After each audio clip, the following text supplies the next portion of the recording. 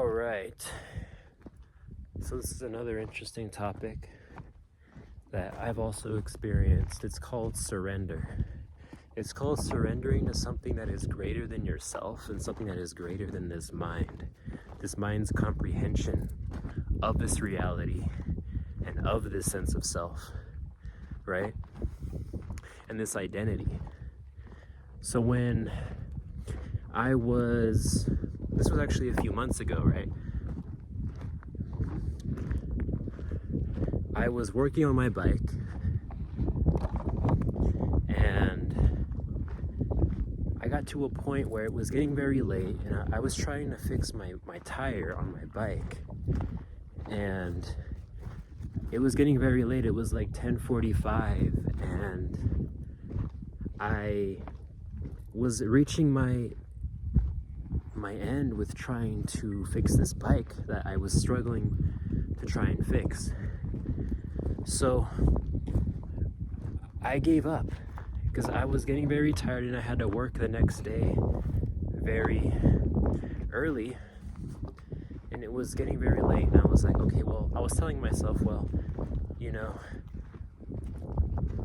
I don't have time for this anymore. I can come back to it after work tomorrow to finish up my bike, to complete my bike. And I gave up. I reached a point of surrender. And I sat with myself, I sat next to my bike, and I said, you know what? I'm done. I'm done with trying to do this because I've spent about an hour trying to do this, and I don't have time anymore. It's getting late for me, and I need to go to sleep, and I have work early in the morning the next day. So what happened was I sat down and I reached a point of surrender. Now this was a surrender this was the surrender that was all encompassing. This was a complete, a complete feeling of letting go of my everything, of my world, of what I was trying to achieve, what I was trying to do. And I was trying to fix my bike, but I surrendered to it. It was a complete surrender. It was a complete letting go of everything that in that moment that I was trying to do, that I was trying to achieve, right? And it was also a part of my identity. It was what I was attached to. And as soon as I let go, that's when I was able to fix my bike right away. And I got it fixed like that.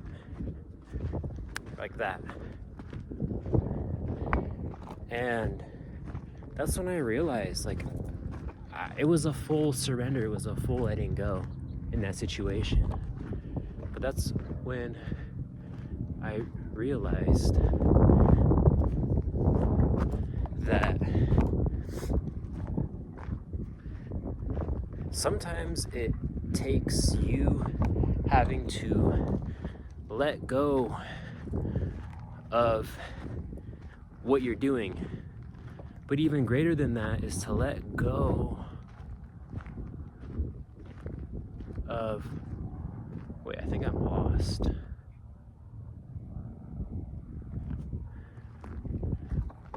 Oh, shoot. This is awkward. Yeah. This is interesting. I'm gonna have to figure out how to get back out of here. I feel completely lost. All right.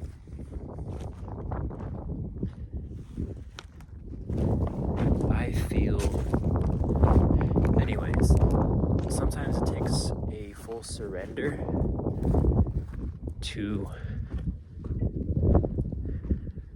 of letting go of the identity, of letting go of what you're doing, but also greater than that is to let go of the identity that is trying to do something that is,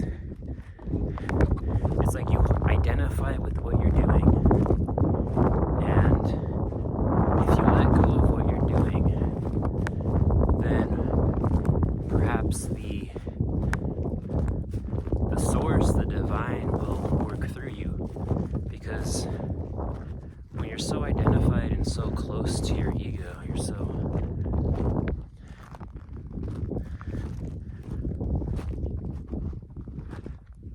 so full of yourself, right? Like a nesting doll.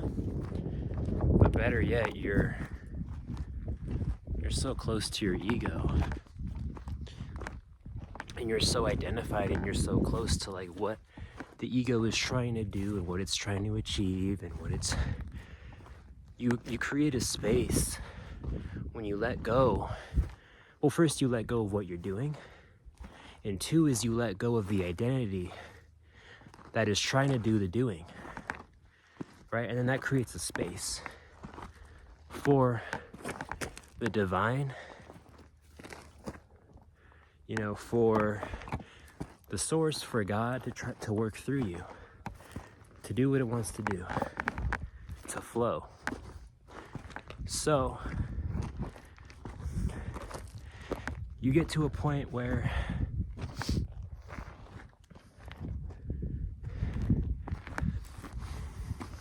you reach the realization of knowing that this isn't, you know, you don't have control here. This isn't your sandbox, this isn't your world. Right? And then you come to the realization by trying to do it, realizing that trying isn't gonna do it.